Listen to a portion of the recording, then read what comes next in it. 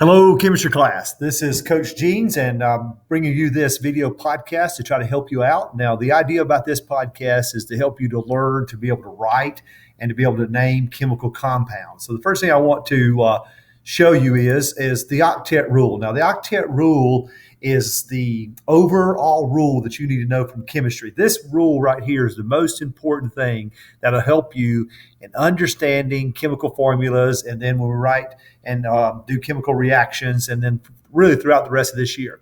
So what is the octet rule? The octet rule says that atoms want the same number of electrons as the nearest noble gas. And what I mean by that is the nearest noble gas in their location on the periodic table.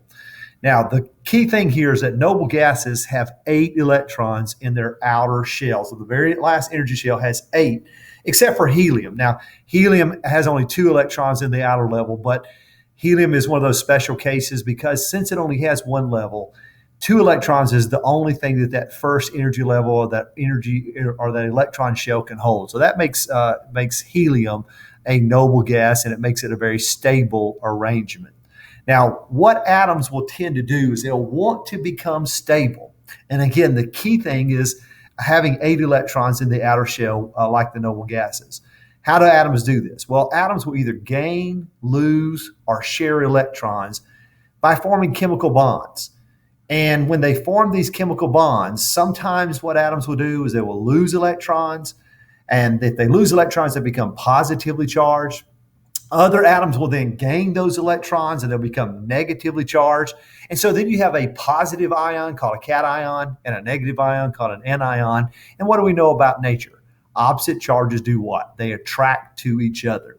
And so something like sodium that loses 1 electron and chlorine that gains 1 electron, when sodium becomes positive and chlorine becomes a chloride ion and becomes negative, the two of those will be attracted to each other and they'll form a compound that we know as sodium chloride, NaCl, or regular table salt.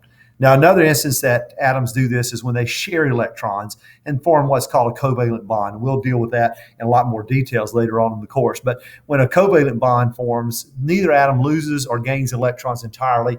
They simply share those electrons. And even though there might be unequal sharing, both the electrons are shared between the atoms and they form compounds in this kind of way as well. So we need to keep this overarching principle in mind as we look at writing chemical formulas. Now, because some atoms lose electrons, they become positive charge.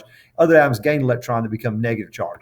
We can then use the periodic table in order to predict the locations of those, the charges on those elements.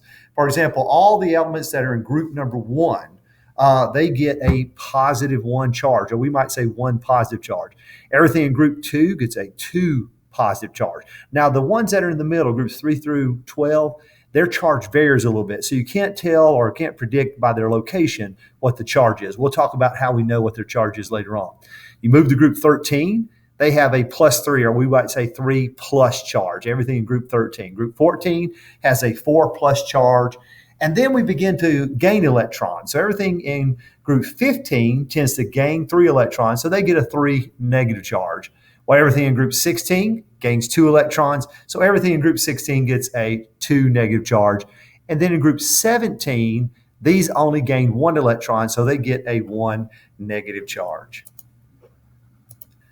All right, now what we're going to do is we're going to switch over and start talking about what's called nomenclature. Now, all nomenclature is just a way of naming and writing chemical formulas. It's just a system that we use in chemistry of writing and naming chemical formulas. So as we know the charges, you'll want to get out your periodic table that we made in class the other day. Have that periodic table handy, and you'll be able to use that to predict the charges. And we need to know the charge in order to write the correct chemical formulas. So the first thing I want to talk to you about is what we call monoatomic ion. Mono means what? 1. So mono means 1 atom with a charge. Some examples of that would be like a nitrogen ion, okay, or we call a nitride ion with a 3 negative charge, or an oxygen ion, oxide. That would be a 2 negative charge. So these are all composed of just 1 atom that has a charge. So therefore, it's a monoatomic ion. Then we have the word polyions, or sometimes called polyatomic ions. Poly means it's that, many. And what a polyatomic or polyion is a tightly bound group of atoms that has a positive or negative charge, and it behaves like an individual unit. So even though it's a group of more than one atom bound together, the whole unit acts and has a positive or a negative charge. So some examples of that would be like phosphate, PO4, with a 3 negative charge, or a nitrate, NO3, with a 1 negative charge. So for the example of phosphate, you've got 1 phosphorus bonded to 4 oxygens, and the overall molecule has a 3 negative charge. Now we treat these things like packages. And so I always use the example, it's like going to the grocery store and buying packages of hot dogs. Most of the time, hot dogs are going to come in packages of 8 hot dogs. But let's say that you need to make 12 hot dogs. And you go to the grocery store. Are they going to let you at the grocery store get 1 whole pack and then take another pack and split it and just buy the 4? Probably not going to do that. What are you going to have to do? You're going to have to buy 2 packages of hot dogs. And so think about polyions as being like packages. The phosphorus and the 4 oxygens have to go together in the case of phosphate. And you can't break those apart. They're one package. Same thing with the nitrate. The nitrogen and the 3 oxygens are bound together. And so they're like a package. And we need to keep those things together. And the overall package has a charge on it. So that's the thing that you need to know.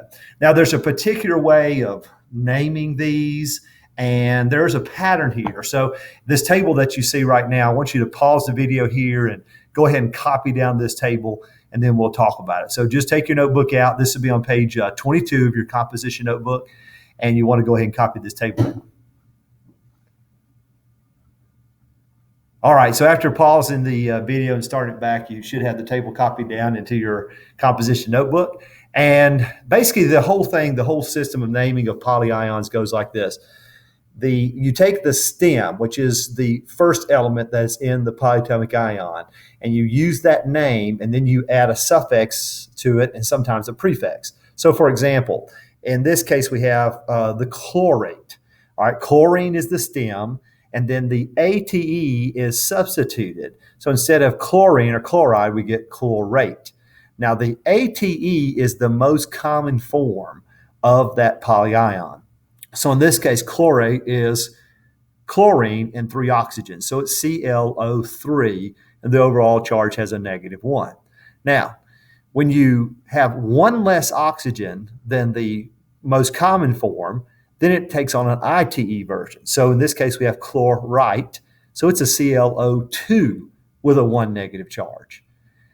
If it still has even 1 less oxygen than that, then we add the prefix hypo to the beginning. So it's hypochlorite. So hypochlorite is ClO with a 1 negative charge. Now going back to chlorate as our example, what if you have extra oxygen? Instead of ClO3 with a 1 negative, you have ClO4 with a 1 negative. Then the prefix per is added. And so it's perchlorate. So that might help you to kind of remember these. And you'll also have a chart as you try to learn these. And we'll talk more about this when we deal with this in class a little bit later on.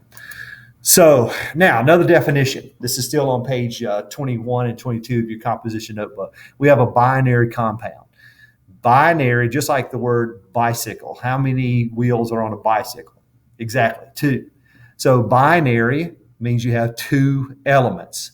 A binary compound then is composed of just 2 elements. And so we're going to look at that.